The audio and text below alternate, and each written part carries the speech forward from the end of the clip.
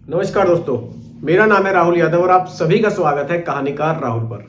दोस्तों, आज की वीडियो का जो टॉपिक है कमेंट के ऊपर, एक कमेंट आया है, राम कुमार मीणा जी का कमेंट है। इनका कहना है कि मैं 38 की मेरी एज है, मैं 3,000 रुपये महीना एसआईपी में इन्वेस्टमेंट अपना करना चाहता हूं, तो कौन सी एसआईपी में करूं, कौन सा प्लान मेरे लिए बेहतर रहेगा। इसी टॉपिक पर आज की वीडियो में चर्चा करेंगे। आप सभी लोग वीडियो को बहुत ही ध्यान से देखिएगा। देखिए दोस्तों, 3,000 रुपये महीना का इन्वेस्टमेंट है, बहुत ज्यादा डाइवर्सिफिकेशन की जरूरत नहीं है। 2 फंड्स ले लीजिए, आपके लिए मेरे हिसाब से सफिशिएंट रहेंगे। 2 कैटेगरी के फंड्स रख लीजिए, बहुत है, उससे ज्यादा डाइवर्सिफिकेशन की जरूरत नहीं है। एक आप यहां पर स्मॉल कैप रख लीजिए, स्मॉल कैप, और एक आप यहां पर लार्ज एंड मिड कैप रख सकते हैं। अब इनसे क्या होगा कि आप तीनों कैटेगरी को कवर कर लेंगे, स्मॉल कैप भी कवर हो जाएगी, लार्ज एंड मिड कैप भी यहां पर कवर हो जाएगी। और अगर आप सिंगल एक फंड रखना चाहते हैं तो फिर आप डायरेक्टली मिड कैप कैटेगरी में भी जा सकते हैं। वो भी कैटेगरी बढ़िया है, रिटर्न्स वहां से भी आपको काफी बढ़िया देखने को मिल सकते हैं। अब देखिए, आपकी 38 की एज है, तो जाहिर सी बात है कि आप अगले 20-22 साल के लिए इन्वेस्ट कर रहे होंगे, या हो सकता है कि आप 55 की एज के आसपास आपको पैसे की जरूरत हो। सभी के अलग अलग फाइनेंशियल गोल्स होते हैं। तो आपने ड्यूरेशन मुझे नहीं बताई है। ड्यूरेशन में नॉर्मली 20 साल की यहां पर लेकर चलूंगा, आप अपने हिसाब से कुछ भी रख सकते हैं। आप क्या कीजिए, दोनों में 1500 रुपीज इक्वली डिवाइड कर दीजिए। 1500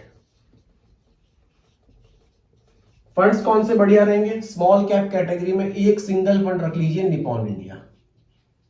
बढ़िया फंड है, पास्ट के रिटर्न्स निपॉन इंडिया के बहुत बढ़िया रहे हैं, तो कोई दिक्कत नहीं, आप इसको कंसिडर कर सकते हैं।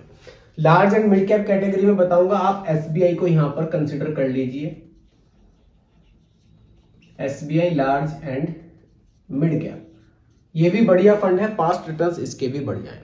अब दोनों फंड्स का थोड़ा सा आप बेसिक समझिए। स्मॉल कैप कैटेगरी का फंड है, तो यहां मिनिमम 65% पैसा जो आपका इन्वेस्ट किया जाएगा वो उन कंपनियों में किया जाएगा जिनकी रैंकिंग 251 से लेकर 500 तक जाती है।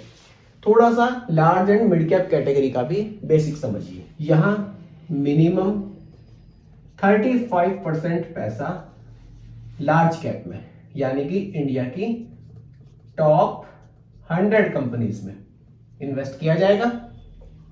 मिनिमम 35 कहां इन्वेस्ट किया जाएगा? मिड कैप में।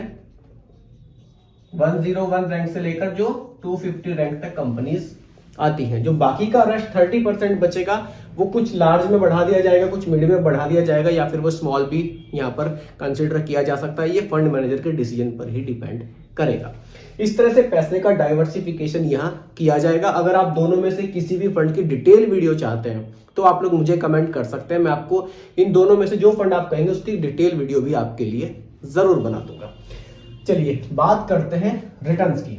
स्मॉल कैप के अगर आप रिटर्न्स देखें, आप निपॉन स्मॉल कैप के देखें, लास्ट के 10 इयर्स के औसत रिटर्न्स भी देखें तो लगभग 26% के हमें देखने को मिले हैं। SBI large and mid cap के भी देखेंगे तो यहां भी आपको लगभग 18 से 19% तक के रिटर्न्स आपको देखने को मिलेंगे। अब दोनों में आप एसआईपी कर रहे हैं, अगर आप दोनों के औसत रिटर्न देखें तो काफी बढ़िया हमें देखने को मिलते हैं। फ्यूचर में रिटर्न्स देखिए कम भी हो सकते हैं, ज्यादा भी हो सकते हैं। आप सिंपली 3,000 रुपए की एसआईपी यहां अपनी लेकर चल रहे हैं। रिटर्न्स की मैं बात करूं, देखिए फ्यूचर के रिटर्न्स की गारंटी नहीं है, जस्ट एग्जांपल हम यहां लेकर चल रहे हैं। एग्जांपल के लिए रिटर्न्स देखिए 26 हमें यहां मिला है, 18 भी अगर हमें यहां मिला है, औसत रिटर्न हमारा लगभग 21% का बनेगा। हम एग्जांपल के लिए रिटर्न्स केवल यहां पर 17% के लेकर चल रहे हैं, क्योंकि देखिए पैसा जब इक्विटी में इन्वेस्ट होता है तो रिटर्न्स की गारंटी नहीं होती। रिटर्न्स में फ्लक्चुएशन रहता है, कम ज्यादा होते रहते हैं। रिटर्न्स हमारे डिपेंड करते हैं होल्डिंग्स पर। होल्डिंग्स अच्छी है, रिटर्न्स हमें अच्छे देखने को मिलते हैं। पास्ट में भी देखिए आप रिटर्न्स आपको अच्छे मिले हैं इन फंड से। फ्यूचर के लिए जस्ट एग्जांपल 17% का रिटर्न मैंने रखा है। ड्यूरेशन यहां पर रख लेते हैं 20 इयर्स की, 20 इयर्स की ड्यूरेशन। अब इन 20 इयर्स में टोटल पैसा आपका कितना इन्वेस्ट होगा और फाइनली वैल्यू आपको क्या देखने को मिल सकती है उसको देख लेते हैं। उसके लिए एसआईपी कैलकुलेटर की यहाँ थोड़ी सी हेल्प लेंगे और देखेंगे कि कितना पैसा यहाँ से जनरेट किया जा सकता है। टोटल 3,000 रुपए की एसआईपी है, रिटर्न 17% के रखे हैं। ड्यूरेशन मैंने यहाँ पर 20 साल की रखी है। टोटल इन्वेस्टमेंट हो जाएगा 7,20,000 रुपए का, और जो वैल्यू है वो लगभग 60 लाख की आपको देखने को मिल सकती है।